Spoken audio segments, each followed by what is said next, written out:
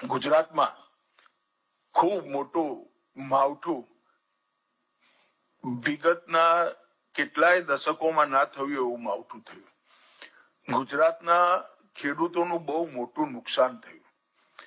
હું ભૂપેન્દ્ર પટેલ અને એમની આખા મંત્રીમંડળને હૃદયપૂર્વક અભિનંદન આપવા માંગુ છું.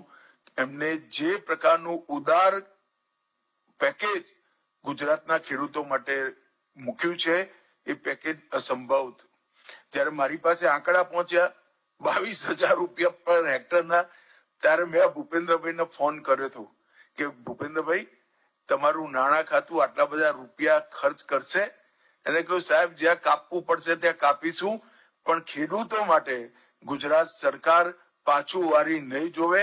ખેડૂતોના ભલા માટે મોટી રકમ અમે ગુજરાત સરકારને રજૂ કરીશું. હું હૃદયપૂર્વક ભૂપેન્દ્રભાઈને અભિનંદન આપવા માંગુ છું.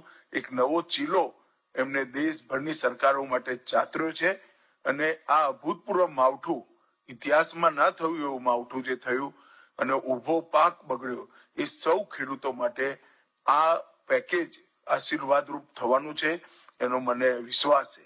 હમણાં મગફળીની ખરીદીમાં પણ એમને પત્ર આવ્યો હતો અને પત્રને મોદી સાહેબે તરત જ એપ્રુવ કર્યો અને એમને જેટલી મગફળીની ખરીદી કરવી હતી એ બધી ખરીદી કરવાની છુટ્ટી આપી છે. આપણા મગફળી ઉપજાવતા બધા ખેડૂતો બનાસકાંઠા અને સૌરાષ્ટ્રના બધી જ મગફળી આ પૂરી ખરીદાય MSP થી, એ પ્રકારની વ્યવસ્થા ગુજરાત સરકારે કરી છે. આના માટે પણ હું ભૂપેન્દ્રભાઈને અભિનંદન આપું છું.